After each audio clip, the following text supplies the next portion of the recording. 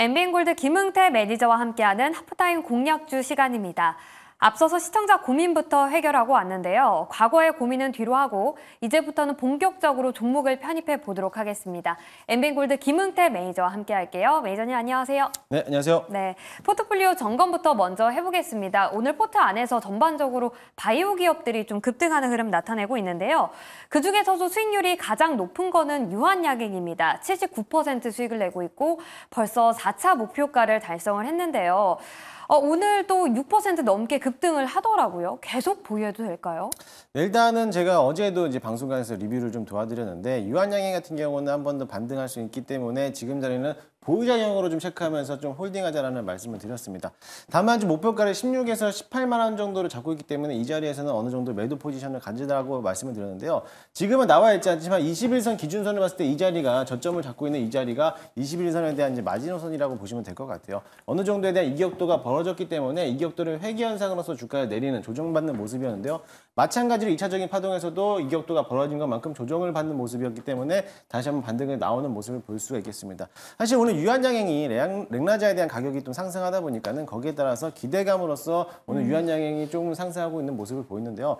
마찬가지로 거래대금이 쏠리고 있는 것만큼 직전 고점에 있는 16만 원만 돌파만 해준다라고 하면은 당연히 18만 원까지는 홀딩하는 전략으로 보시면 될 것으로 보여지고요. 지금 자리는 보유자들 영역으로 좀 체크해 두시고 네. 신규 매수는 다른 후속 종목들을 좀 대응하시는 게 좀 나을 거라고 좀 보이니까요. 일단은 보유자 영역으로 체크하면서 홀딩 전략 드리도록 하겠습니다. 네, 보유자의 영역이다. 그렇기 때문에 보유하신 분들 홀딩하셔서 수익 극대화하시면 좋을 것 같고요. 5차 목표가는 17만 원으로 제시를 해드리겠습니다.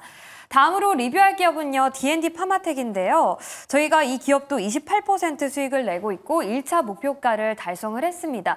주가가 꾸준히 상승하고 있어요, 매니저님. 추세가 좀 깨지지 않았다면 계속 보유해도 될지요? 네, 일단 D&D 파마텍도 마찬가지로 뭐 비만 치료제에서 수혜를 받는 기업이기 때문에 지금 자리는 조금 더 보유하자라는 말씀을 드리고 싶고요. 아직까지도 견고함으로써 강한 흐름을 보이고 있기 때문에 일단은 윗꼬리가 닳았던 부분에서는 거래량이 동반돼서 나왔습니다. 그렇기 때문에 지금은 좀 더 매주 구간이 가능성이 굉장히 크고요. 아직 거래량이 들어오면서 다시 한번 올라가고 있기 때문에 다시 한번 전고점을 돌파할 가능성도 굉장히 커 보이기도 합니다. 사실 10월달 이제 이번 주면은 위고비가 국내 출시될 예정이잖아요. 그것도 있겠지만 거기에 대한 기대감 플러스 국내 이제 주사제로 쓰고 있는 비만 치료제 역시도 마찬가지로 또 가격이 상승할 수 있을 거라는 기대를 갖고 있으니까는 아직은 좀 보유자분들은 조금 더 수익을 극대화하기 위해서 뭐 45,000원에서 46,000원까지 목표가 드린 대로 홀딩하시면 좋겠고요. 신규 진입을 하신다라고 하면 조금 더 내려왔을 때 42,000원 정도 내려온다라고 하면은 그때부터 분할 매수 관점으로 접근하시면 좋을 것 같습니다. 네, 두 가지 전략을 제시해 주셨습니다. 보유하신 분들은 좀 더 홀딩하셔서 2차 목표가 45,000원까지 기다려 보시고요. 신규 진입은 좀 더 눌렸을 때 42,000원 선이 오면 그때부터 분할 매수하시는 전략 제시해 드리겠습니다. 자, 전고점 돌파를 기대해 보면서 D&D 파마텍에 대한 리뷰를 마쳐보겠고요. 다음으로 또 리뷰할 기업은요, 바이오 기업입니다. 리가켄 바이오고요. 7월 5일에 매수한 이후에 저희가 35% 수익을 냈고 2차 목표가 10만 원 달성했습니다. 최근에 좀 차익 실현 물량이 나왔다가 오늘 다시 좀 급등을 하고 있거든요, 매니저님. 신고가 근처까지 올라왔는데 신고가 돌파할 수 있을까요? 저는 리가켄 바이오는 신고가를 돌파할 수 있을 거라고 봅니다. 사실 네. 리가켄이 가지고 있는 ADC 플랫폼 사업 중에서도 이제 어떻게 보면은 경쟁사였던 아스트라제네카라든지 이런 어떻게 보면은 관련된 치료제들이 조금 더 효능이 나오지 않다 보니까는 오히려 반사익으로 수혜받는 게 리가켄 바이오라고 보실 수가 있는데요. 마찬가지로 오늘 제약 바이오 필두에서 주가를 많이들 끌어올리고 있습니다. 그만큼 강력하게 오늘 다시 한번 10만 원을 돌파하면서 올라갔기 때문에 분명히 10만 7천원에 있는 전고점 부분에서 다시 한번 돌파 가능성이 굉장히 커 보이니까는 보유자분들은 조금 더 긴 호흡으로서 보유하시면 좋겠고요. 사실 이 리가켄 바이오뿐만 아니라 ABL 바이오, 에이프릴 바이오 뭐 이런 종목들도 마찬가지로 같은 흐름으로서 올라가고 있기 때문에 충분히 보유하신 분들은 좀 제약 바이오를 좀 긴 호흡으로서 이번 10월 말까지는 한 번 더 추세를 지켜보자라는 뜻에서 좀 더 홀딩 전략 드리도록 하겠습니다. 네. 신고가 돌파를 하면 네. 주가가 또 계속해서 올라가는 경향이 있잖아요. 네. 근데 그 시점이 좀 10월 말까지로 보시는 거죠? 네, 10월 말에서 11월까지는 아무래도 네네네. 이 제약 바이오에 대한 흐름도 어차피 이제 실적 발표를 앞두고 있기 때문에 그렇게 된다라고 하면 실적 발표 이후에 또 한번 세론으로 나올 가능성이 굉장히 크니까요. 네. 참고하시고 사실 리가켄 바이오는 리포트가 한번 나왔어요. 목표 네. 주가가 아무래도 유한타증권에서는 14만 원까지 잡고 있는데 저도 뭐 한번 올라가지 않을까라고 보고 있는데 일단은 10만 원을 넘어가는 추세가 나왔기 때문에 뭐 11만 원에서 12만 원 정도 부근에서는 어느 정도 수익을 챙겨가는 구간이라고 생각하시면 좋을 것 같습니다. 네, 뭐 실적도 있고 위고비의 출시도 있고 바이오에 대한 모멘텀 일정이 남아있기 때문에 잘 체크해 보시고요. 저희는 3차 목표가 11만 원 부근까지 홀딩을 해보도록 하겠습니다.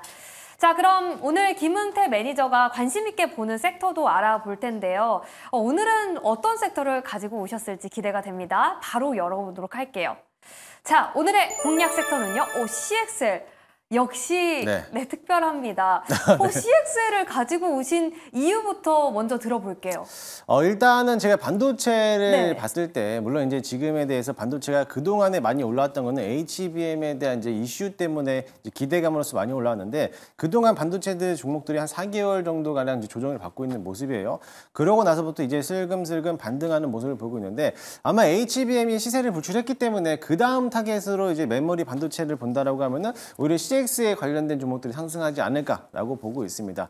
일단은 뭐 CX에 관련돼서 이제 내용을 보면은요, 뭐 AI라든지 빅데이터에 대한 막대한에 대한 메모리가 들어가는 데에 대해서 차세대 인터페이스에 대한 이제 시스템을 또 제공하고 있는데요. 네. 그뿐만 아니라 AI 시대, 지금 현재 AI 시대에서 HBM이 굉장히 중요한 시대이고 보고 있습니다. 메모리 칩에서는요, 물론 SK 하이닉스가 시장 점유율에서 가장 큰 시장 점유율을 갖고 있지만 그거에 대해서 이제 삼성전자가 뒤따라가고 있지만 아직 삼성전자가 엔비디아에 대해서 확실하게 답을 내놓고 있지 않아요. 그렇기 때문에 삼성전자가 좀 주가를 밀리고 있는데 오히려 그럴 때수록 다음 후발 타자를 본다라고 하면은 차소대 반도체 칩은 CXL이 가능성이 굉장히 높다라고 볼 수가 있겠습니다. 사실 지금에서 CXL 은 양산을 시작을 했고 삼성전자가 양산을 시작하면서 나오고 상용화는 되고 있지만 사실 CXL 이 지금에 있는 이 버전 가지고는 사실 HBM을 따라잡기 힘들어요. 하지만 더 나은 더 상향 높은 버전이 나와야지만이 충분히 HBM을 꺾을 수 있는 차세대 반도체라고 보고 있는데 지금 삼성전자가 양산을 시작하는 단계라고 본다라고 하면은 어차피 이제 개발 속도는 나와 있기 때문에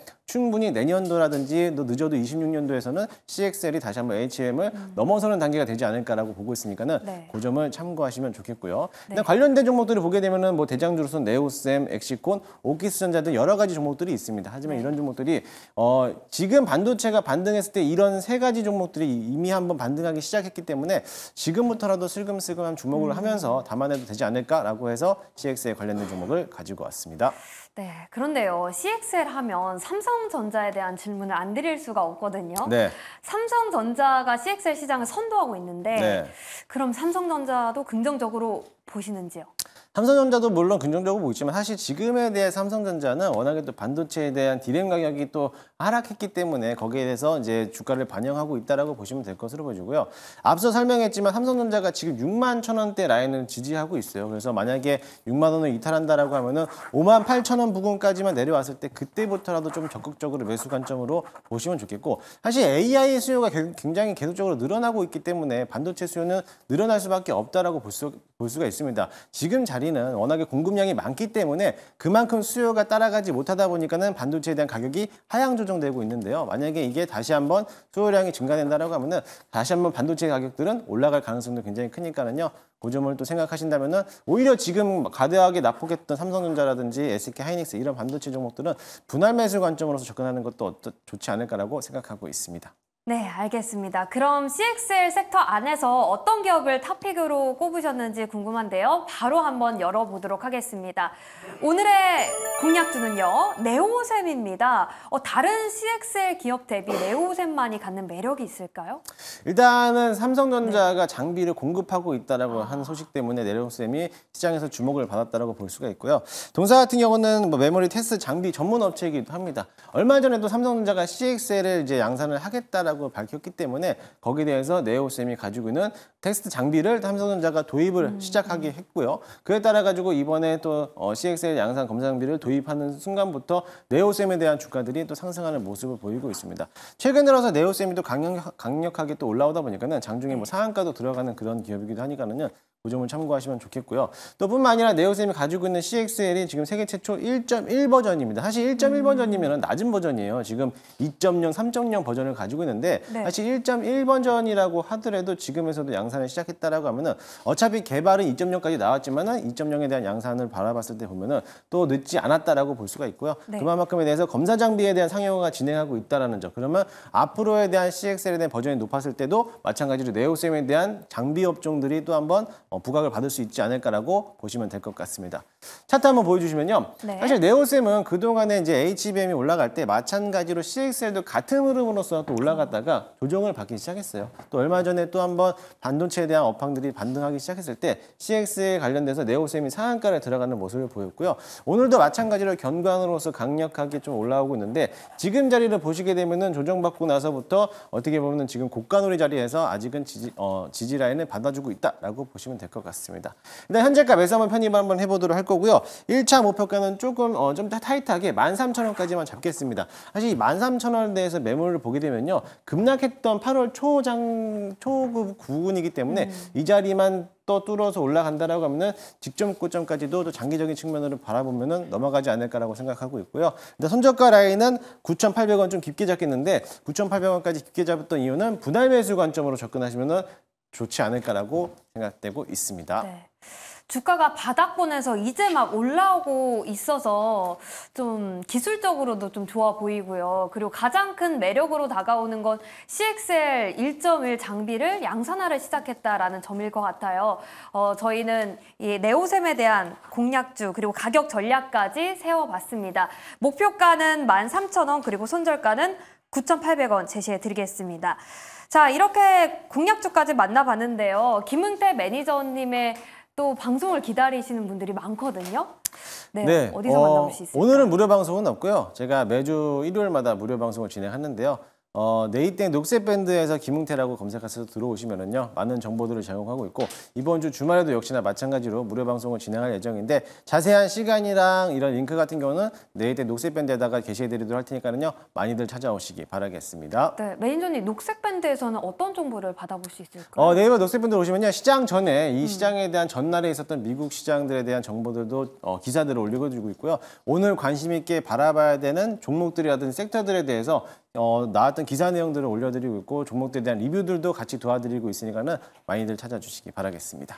네, 지금까지 김은태 매니저와 함께한 하프타임 시간이었습니다. 오늘 말씀 고맙습니다.